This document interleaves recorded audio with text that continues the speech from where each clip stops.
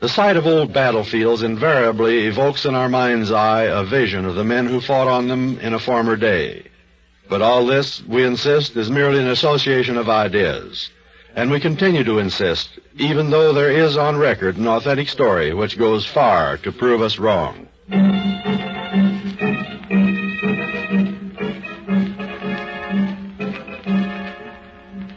It was on Saturday night, November 5th, 1932, that Tom Horner drove with his friend Arthur Wright from Filey to Harrogate. I'll wager you aren't even aware that we're right in the middle of Marston Moor, are you, Tom? Marston Moor? Didn't some battle or other take place there? One of the greatest battles of all time. It's where Cromwell's men defeated King Charles' army in 1644, right where we're driving, along this road. Though, of course, the road itself probably was... Oh, watch out, old boy, another car coming toward us.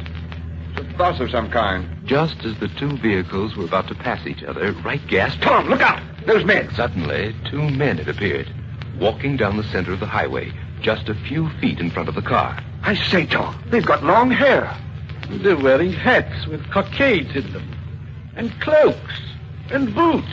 Well, they must be going to a masquerade party of some sort. Well, wherever they're going, I wish they'd get a move on. There isn't room to pass them. The two strange figures paid no attention to Tom Horner's signal.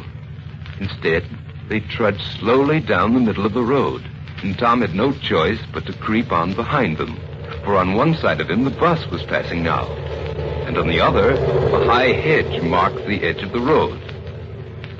When the bus had passed, Tom switched on his bright lights. Now we can see what those chaps really look like. I couldn't tell whether... Hello? What happened to them? The two figures had disappeared. Baffled and incredulous, Horner stopped the car. And he and Wright climbed out and peered up and down the road. They walked back several yards in the darkness. But they couldn't have got off the road. No one could jump those hedges or even get through them. At least not in 2 seconds. Well, perhaps, Tom, perhaps there weren't any men. We must have imagined it. How could we both of us imagine the same thing? I don't know. It's possible, I suppose. We were both talking about Marston Moor, about this being a battlefield. And... By George, those men were dressed like soldiers. Like soldiers from Cromwell's army. Come to think of it, they were, weren't they? Still, I don't see... I know, it doesn't make sense. But it's the only logical answer. There simply weren't any men. Hello there! The voice came to them through the mist and darkness. Horner turned quickly and saw a man approaching. Hello! Who are you? I'm the bus driver. Just passed you back there in the road. You didn't happen to see a couple of queer-looking blokes with long hair? They were walking down the middle of the road half a minute ago. And so Tom Horner and Arthur Wright knew that they had not imagined the strange figures, for now a third witness had testified to their reality.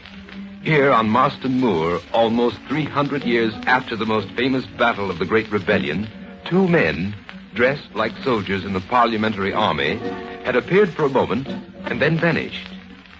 If we deny that they were stragglers out of the remote past, out of the days of Cromwell and King Charles, then how shall we explain this remarkable vision? A vision incredible but true.